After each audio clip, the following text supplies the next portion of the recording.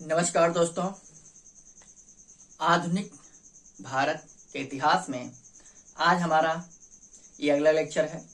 इसके पहले लेक्चर में मैंने आपको मैसूर राज्य का उद्भव, उसके विकास, उसकी राजनीतिक स्थिति, उसका इतिहास जो भी रहा है, इसके बारे में हमने विधिवत अध्ययन किया था। उसी कड़ी में आज हमारा अगला लेक्चर है मराठा साम्राज्य, या उसे ही मराठा राज्य बोलते हैं। तो चलिए देखते हैं मराठा राज्य का उद्भव कैसे हुआ, इसका संस्थापक कौन रहा। अगर इसके संस्थापक की बात की जाए तो इसके संस्थापक शिवाजी थे। कौन थे? शिवाजी। आइए, मराठा एक्चुअली में था क्या, जो आप ज्योग्राफी में कोंकण वाला क्षेत्र मैंने आपको पढ़ा रखा है, वही कोंकण तट मराठाओं का क्षेत्र है। ठीक है, वही मराठा आज महाराष्ट्र और गुजरात वाला एरिया का कुछ हिस्सा मराठा साम्राज्य के अंतर्गत आता है। वर्तमान की स्थिति अगर देखी जाए भौगोलिक, तो कुछ इस प्रकार आपके सामने दर्शाई जा सकती है। जैसे कि आप देख रहे हैं मराठा राज्य मध्यकाल और आधुनिक काल। इसके पीछे कारण यह है कि आप मध्यकाल अर्थात वह समय मराठा राज्य या साम्राज्य का जब मराठाओं में छत्रपति चल रहा था। छत्रपति अर्थात राजा। मराठा साम्राज्य में राजा के लिए छत्रपति शब्द का इस्तेमाल किया गया है। उसके बाद कुछ समय बाद पेशवाई शुरू हो जाती है। पेशवाई की जो शुरुआत है 1713 से 1818 है। अगर आप बात ये की जाए कि मराठा राज्य की स्थापना या कब से हुई थी, तो 1674 में हुई थी। कब हुई थी? 1674 में। 1674 वही वर्ष है जिस वर्ष महाराज या छत्रपति शिवाजी ने राज्याभिषेक अपना किया था रायगढ़ के किले में। आगे अगर बात मराठाओं की जाए तो मराठा जो है ये सेवा क्षेत्र पर ज्यादा ध्यान देते थे।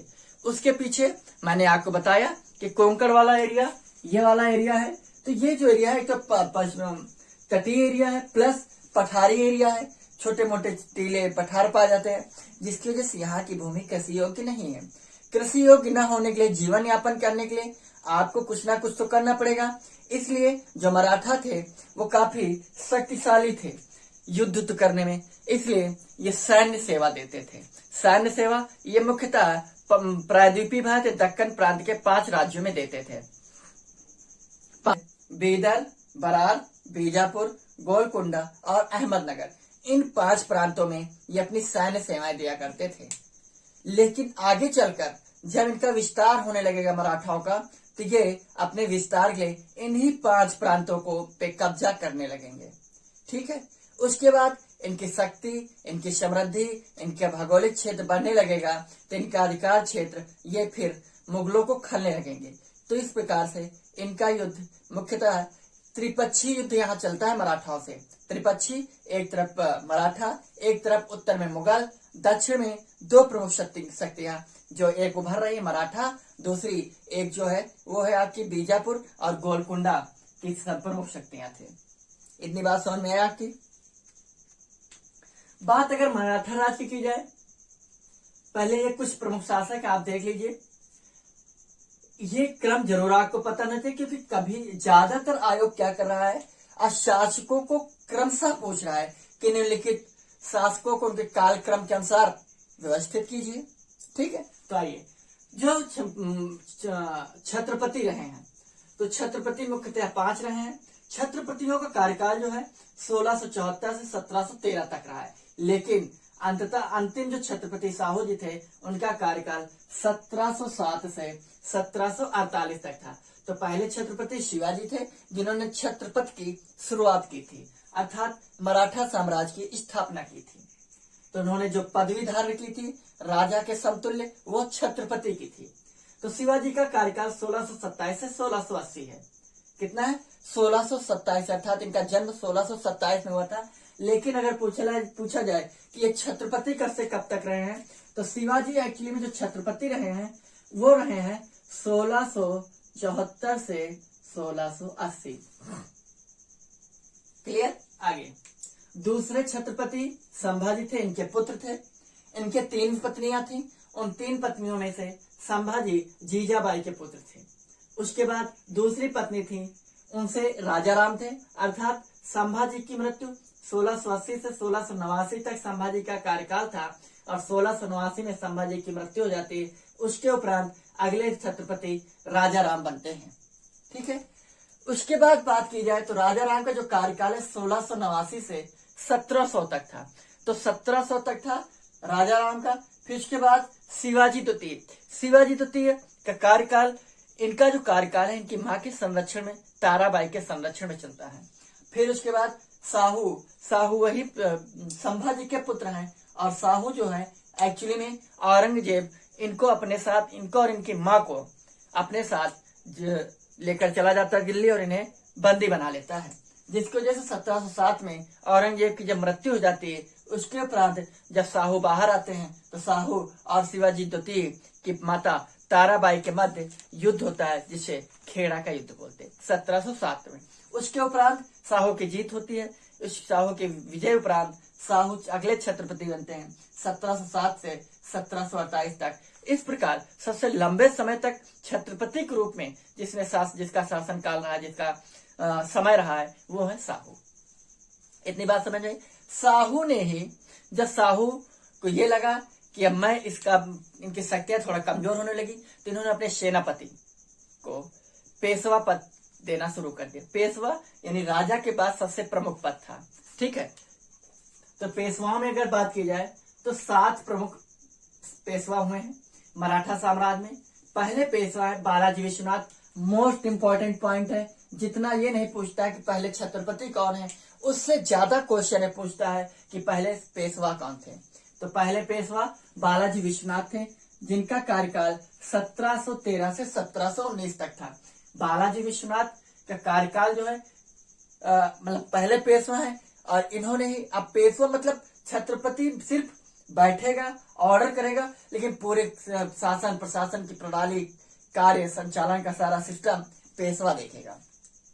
तो प्रमुख पद पेशवा को हो जाता है। जैसे देश में इस समय राष्ट्रपति है, सबसे प्रमुख पद है, लेकिन जो कार्यात्मक प्रणाली जिसके माध्यम से चलती है वो प्रधानमंत्री है। तो मान लीजिए Peshwa as a prime minister, ठीक है, मराठा साम्राज्य में। उसके बाद इनके पुत्र बाजीराव प्रथम आते हैं। इनका समय 1720 से 40 तक रहा है। फिर उसके बाद बालाजी बाजीराव के समय पर पानीपत का तृतीय युद्ध होता है। पानीपत का तृतीय युद्ध हार जाने के उपरांत बालाजी बाजीराव की मृत्यु हो जाती है। उसके बाद माधवराव आते हैं। माधवराव इन सभी में सबसे योग्य, सबसे शक्तिशाली शासक देखा जाए तो माधवराव, लेकिन माधवराव बहुत जल्दी खत्म हो जाते हैं। 1761 में बैठते हैं, अर्थात 11 वर्ष ये शासन करते हैं, और कम उम्र में गद्दी पर बैठते, लगभग 16 से 17 वर्ष की उम्र बैठते हैं, और 27 से 26 वर्ष की उम्र में इनकी मृत्यु हो जाती है। इतिहासकारों का मानना है कि यदि माधवराव कुछ समय और गद्दी पर बने होते तो मराठा साम्राज्य वास्तव में और बड़ा उसका भौगोलिक क्षेत्र हो जाता है। फिर उसके बाद नारायण राव आते हैं, इन्हीं के पुत्र हैं। नारायण राव के बाद माधवराव नारायण राव 1773 से 95। फिर इसके बाद बाजीराव द्वितीय एक्चुअली में रघुनाथ राव के पुत्र थे, और कई सारी चालें, कई सारे षड्यंत्र चलने के बाद रघुनाथ राव अपने पुत्र बाजीराव को गद्दी पर बैठाता है। तो बाजीराव पहला एक पेशवा ही था, इसलिए ये बाजीराव द्वितीय है। बाजीराव द्वितीय 1818 में तृतीय आंग्ल मराठा युद्ध होता है, जिसके उपरांत ये हार जाते हैं, और अंततः अंग्रेज इन्हें पेंशन भोगी बनाकर बिठूर बैंक में बैठा देते हैं। ठीक, तो ये रहे प्रमुख शासक। इतने ये छत्रपति हैं, ये पेशवा हैं।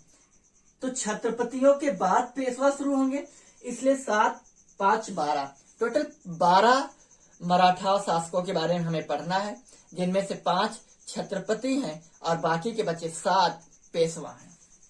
आइए बात अगर हमको शिवाजी के बारे में करें तो शिवाजी का जन्म जो है 1627 में हुआ था। 1627 में शिवनेर के दुर्ग में हुआ था। कहां पर हुआ था? शिवनेर के दुर्ग में। किताबों में इनके जन्म तिथि को लेकर काफी मतभेद है। कुछ किताबें 1628, 1630, कुछ किताबें 1627 बताती हैं। इसलिए ये तिथि इतना इम्पोर्टेंट नहीं है। क्यों? क्योंकि यहाँ से क्वेश्चन नहीं आता है। ठीक है, सिर्फ कहानी जानने के लिए, इतिहास जानने के लिए आज समझते रहिए। 1680 तक अर्थात 1680 में इनकी मृत्यु हो जाती है। 1674 में इनका राज्याभिषेक होता है। राज्याभिषेक रायगढ़ के दुर्ग में, किले में होता है।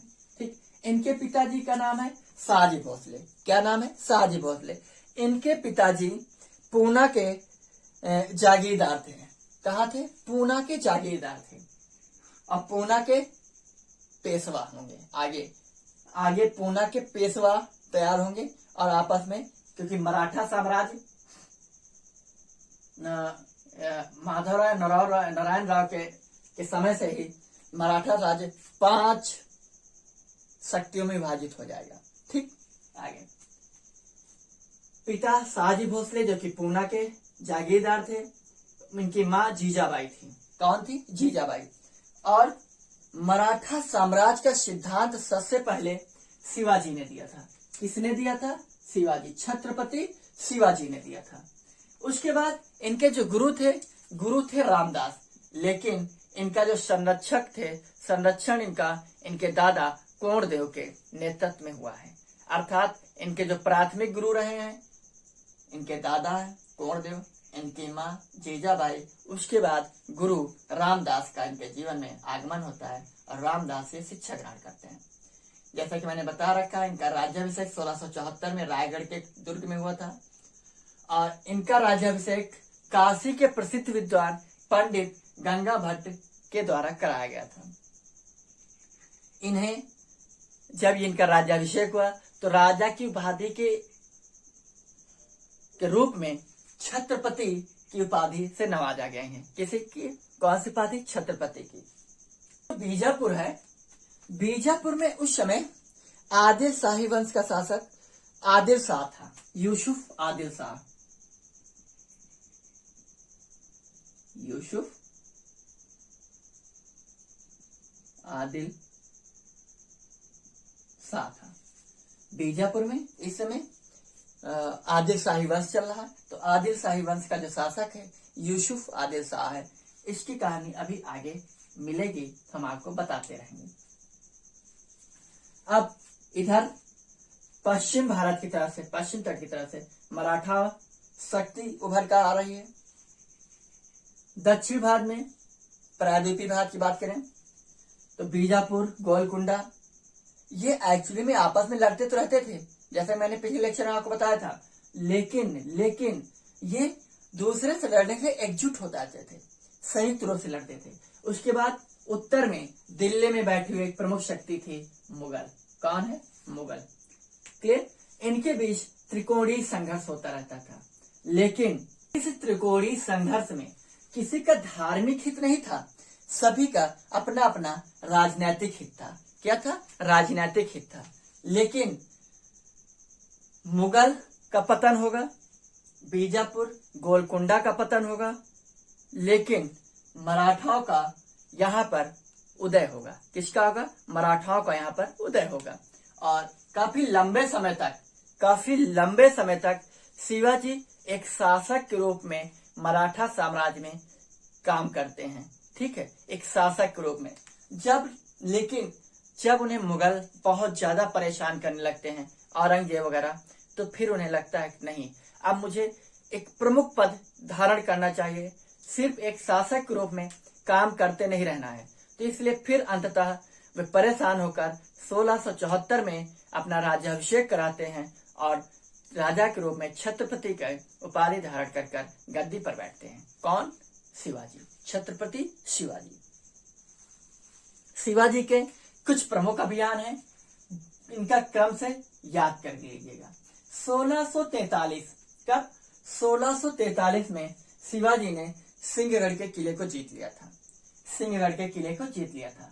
उसके बाद 1646 में तोरण के किला, 1648 में पुरंदर के किले को जीता था शिवाजी ने। 1656 में शिवाजी ने, कब? 1656 में एक मराठा शासक ही थे जिनका नाम था चंद्रमौर्य राव। क्या नाम था? चंद्रमौर्य राव। सरदार चंद्रमौर्य राव, मराठा सरदार थे, चंद्रमौर्य राव को हराकर इन्होंने जावली क्षेत्र को जीत लिया था 1656 में। 1659 में बीजापुर ने एक चाल चली, बीजापुर ने एक चाल चली और वहां का शासक है इस समय अफजल खां, का शासक है यूसुफ आदिल शाह। तो यूसुफ आदिल शाह ने अपने एक सेनापति अफजल खां को भेजा शिवाजी को मारने के लिए। कब? 1659 में। लेकिन अफजल खां का एक दूत था कृष्ण राव भास्कर। तो अफजल खां ने कहा कृष्ण राव भास्कर से कि आप जाइए और शिवाजी को संदेश भेजिए कि हम इस स्थान पर मिलना चाहते हैं। एक जंगल था बड़ा, तो उसके दिमाग में था कि इस जंगल में बुलाकर शिवाजी को मारेंगे और मारकर यहाँ छोड़ देंगे, डाल देंगे और चील कौवे इनको नोच नोच कर खा जाएंगे। जब कृष्णराव भास्कर ये समाचार लेकर शिवाजी के पास जाते हैं तो कृष्णराव भास्कर हिंदू थे, तो उनके अंदर का हिंदुत्व जाग उठा। हिंदुत्व जाग उठने का उनको लगा कि ये मुगल सत्ता चला रहे हैं हमारे हिंदुस्तान में और चलाते आ रहे हैं लंबे समय से, और ये एक नई हिंदू शक्ति का उद्भव हो रहा है, क्यों ना इसको बढ़ाया जाए। तो इनके अंदर का हिंदुत्व जब जागा तो इन्होंने शिवाजी को सब कुछ बता दिया कि आपको बुलाने के पीछे का सिर्फ एकमात्र कारण है आपको मारना। और उसने ये कहा था कि हम युद्ध नहीं लड़ेंगे, हम समझौता करेंगे, हम संधि करेंगे शिवाजी से, आप जाकर ये समाचार मेरा बता दीजिए जाके। लेकिन इसने कहा नहीं, वो आपके साथ संधि करने का सिर्फ एक लालच दे रहा है, वो मेन चीज वो आपको मारना चाहता है। तो इसलिए शिवाजी पूरी तैयारी से गए थे, ठीक है। और उन्होंने अपने हाथ में पहन रखा था वागनक। वागनक एक्चुअली में ऐसे होता है, उंगलियों में पहना जाता है और उसमें अंदर धार नुकीले तार लगे होते हैं। तो जब आदिल शाह अफजल खां शिवाजी से कहता है ये शिवाजी हम गले मिल ले, तो जब गले मिलने के लिए जैसे वो दबाने की कोशिश करता है, क्योंकि शिवाजी की हाइट बहुत ज्यादा नहीं थी, ठीक है। लेकिन अफजल खां हट्टा कट्टा, लंबा चौड़ा, तंदुरुस्त सेनापति था। उसको लगा हम शिवाजी को दबा देंगे और शिवाजी मर जाएंगे। लेकिन शिवाजी बहुत होशियार थे। अरे जिसने साम्राज्य स्थापित करने के बारे में सोचा हो वो कोई नॉर्मल शख्स तो होगा नहीं, साधारण इंसान। इसलिए वो एक असाधारण इंसान थे शिवाजी। तो उसने जैसे ही शिवाजी को पकड़ा और शिवाजी को जैसे लगा कि ये दबाने वाला है, वैसे ही शिवाजी ने जो वागनक पहना था जब तेज से दबाकर ऐसे खींच लिया तो दोनों तरफ से पेट फट गया और आत्मा सब बाहर निकल आई। अफजल खां, इस प्रकार अफजल खां की मृत्यु हो जाती है और शिवाजी यहाँ पर विजयी होते हैं, ठीक है, 1659 में। उसके बाद 1663 शाइस्ता खां एक्चुअली में औरंगजेब अब गद्दी में आ चुका है। 1658 या 59 में गद्दी बैठ जाता है औरंगजेब। 1658 में औरंगजेब गद्दी पे बैठता है और अब औरंगजेब वही मराठा, बिल्कुल नाक में दम कर रखा था मराठाओं ने दिल्ली में, और जिसकी वजह से औरंगजेब और बीजापुर ने संधि की, मतलब समझौता कर लिया दोनों ने, क्योंकि दुश्मन दोस्त हो जाता है। ये दोनों आपस में दुश्मन तो हैं, लेकिन इनसे लड़ने के लिए ये दोनों दोस्त हो गए हैं। तो औरंगजेब यूसुफ आदिल शाह से संधि कर लेता है और शाइस्ता मतलब रणनीति बनाते हैं। शाइस्ता खां जो कि औरंगजेब का मामा था, शाइस्ता खां को भेजते हैं शिवाजी को मारने के लिए। तो एक्चुअली में इसकी जानकारी शिवाजी को इसकी भनक पहले ही हो जाती है और शाइस्ता खां जिस महल में टिका होता है, शिवाजी रात में जाकर वहां पर आक्रमण कर देते हैं। तो शाइस्ता खां भाग भी नहीं पाता है, अपनी पत्नियों के साथ अपने हरम में पड़ा होता है, जिसकी वजह से और शिवाजी ने शाइस्ता खां को की उंगलियां काट दी थी, हाथ की उंगलियां काट दी थी, ठीक है। इस प्रकार औरंगजेब का यह मिशन फेल हो जाता है और शिवाजी इस मिशन में भी, इस अभियान में भी सफल हो जाते हैं।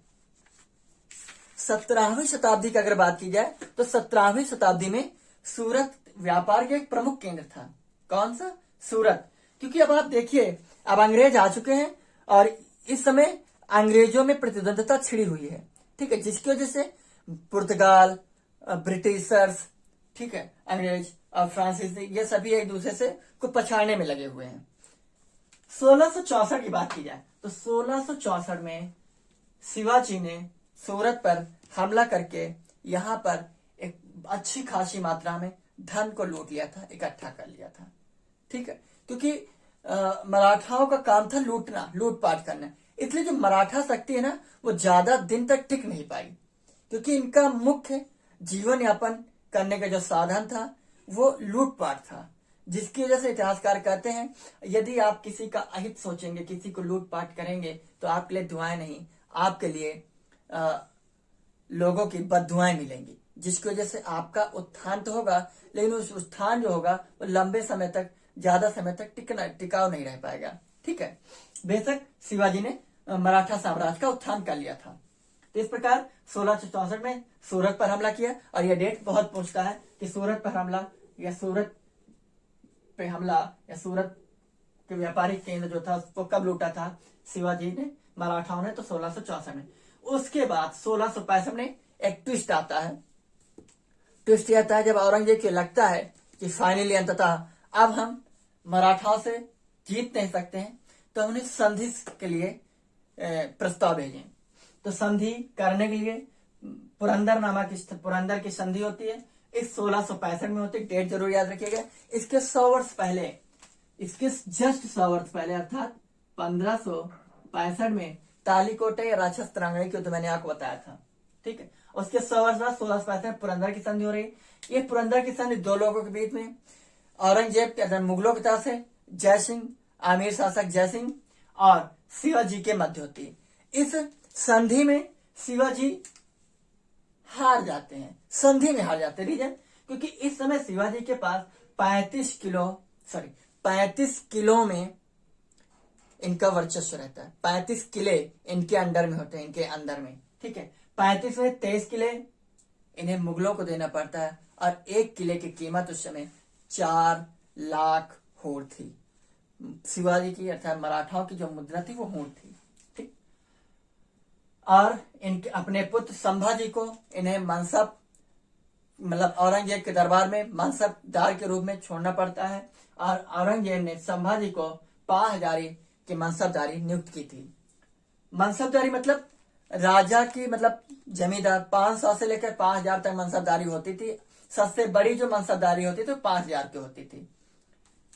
उसके बाद ये शर्त ये भी रखी गई कि बीजापुर के खिलाफ जब, अब देखिए अभी मैंने क्या कहा था कि मुगल और बीजापुर एक हो गए हैं इनसे लड़ने के लिए, लेकिन अब संधि के तहत ये दोनों एक हो गए, तो अब बीजापुर को हराएंगे। तो बीजापुर को हराने के लिए अर्थात मुगल सेना अब युद्ध करेगी, और उस युद्ध का नेतृत्व शिवाजी करेंगे।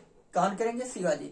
लेकिन शिवाजी फाइनली ये सब मानने, और उनका जय सिंह दरबार में ले जाते हैं औरंगजेब की इतनी संधि शर्तों के बाद। तो जय सिंह कहते क्या मान सम्मान वहां होगा, लेकिन वहां पर औरंगजेब के दरबार में शिवाजी को उनकी उम्मीद के अनुसार, उनके ओहदे के अनुसार वो मान सम्मान नहीं मिलता है, जिसकी वजह से शिवाजी भरे दरबार में बगावत कर देते हैं, और अंततः मुगलों अर्थात औरंगजेब ने उन्हें बंदी बनाकर कारागार में डाल दिया। लेकिन शिवाजी ने वहां से एक टोकरी, फलों की टोकरी में बैठकर निकल आते हैं, और अपनी जगह वो वहां पर हौरजी फरजंद नामक व्यक्ति को बैठाकर धोखा देकर निकल आते हैं।